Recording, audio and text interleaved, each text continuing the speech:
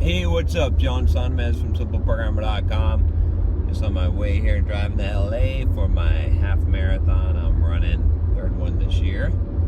And oh, by the way, if you want to check out the first one I did, you can check it out here. I did this rock and roll San Diego half marathon, and I made a video for you. I'm not gonna make a video for everyone, but anyway, I thought I would talk about a topic today as I'm recording some videos, as I'm multitasking here, that I don't think I've really talked about before, which is it's something that I think that we could use more of, right? And it's just a kind of a basic strategy that I utilize in my life that I think is valuable. There's kind of two elements to it, but the basic idea is that you need some way to record ideas when you have ideas, right? Because you get these good ideas, okay? You need some way to record them, and you got to purposely be on the lookout for good ideas and record them and process them in some way so that you can make incremental changes and improvements to your life. And this especially applies if you're any kind of business owner, you're doing any kind of side business, right? And you can like tweak things and make incremental improvements, right? So the first part of this is ideas, okay? Like some way to capture ideas. And the second part of this is that you got to look for these kind of low-hanging fruit opportunities. A lot of these ideas will be those things that by themselves don't move the needle very much, if you know what I mean. But they don't require much time, they don't require much effort, and they don't produce a lot, but when you add them up cumulatively, they make a huge difference. And there's a lot of ideas that I've had while I'm going out for a run, or I'm just out somewhere, and I've captured that idea and I've gone and implemented that thing, and it hasn't resulted in a huge amount of income, but because I've done so many of those things, it's resulted in significant income or significant changes, and some of them are home runs and you don't even know, right? So the first part of this is essentially this: you need some way to capture ideas. Now, I tend to my mechanism is not very sophisticated, okay?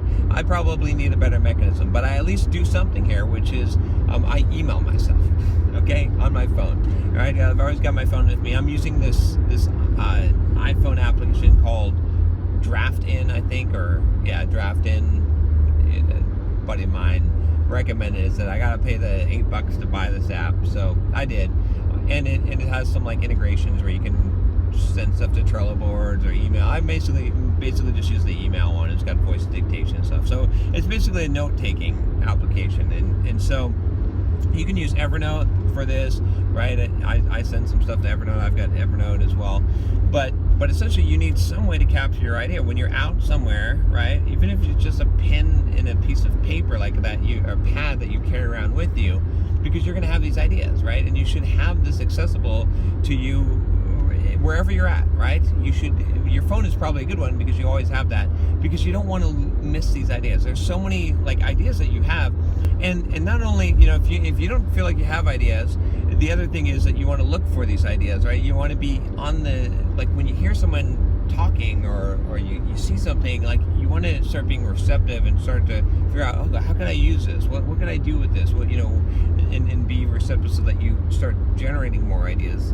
You might even spend like 10 minutes a day brainstorming ideas if you seem to be short ideas, to get in that habit, because you got to get in the habit of actually creating ideas. But I definitely have plenty of them that happen to me throughout the day. I mean, I've got probably in my inbox right now, I know I've got 6 emails from me about things I need to do or ideas that I came up with while I was out before, I haven't had to process them. Now, I'll take those emails that I've sent to myself, again, not sophisticated mechanism, and I will process them, and I will either put them on my calendar or I'll put it in my to-do list, right? I'm using my Kanban flow. You can check out the video on how I plan my week if you need some advice on that, but I'll put it on there on the board for like next week or later, so that if I'm going to do it, or I'll just toss it if I'm not going to do anything with it and I don't think it's that great of an idea, but I'm capturing it, right? And then I'm processing it so that it goes into the flow. So you need some kind of system for doing that.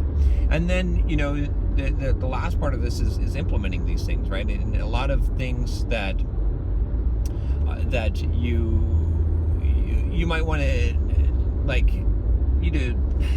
I guess what you should lean towards is like ideas that are low-hanging fruit that can be easily, so something that you can do quickly. Like, for example, I'll give you an example here, right?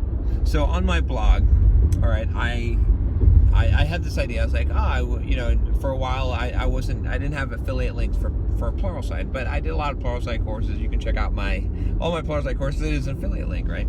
Here, I've done 55 courses for Pluralsight. So I've blogged about Pluralsight. I've mentioned my, Pluralsight, or mentioned my courses and stuff like that. And I've got some references through it, but not a huge number, right? So I said one day, I had this idea. I was like, I wonder if I could change my blog posts, like wherever I've mentioned Pluralsight, to an affiliate link. And so I wrote down that idea. I went back to it, and I did it. I signed up for affiliate program.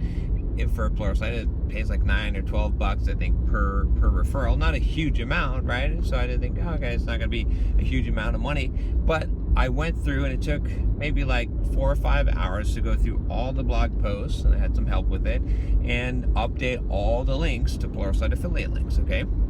Now, not a huge amount of money, right? But guess what happened? That generates about $150 to $200 a month.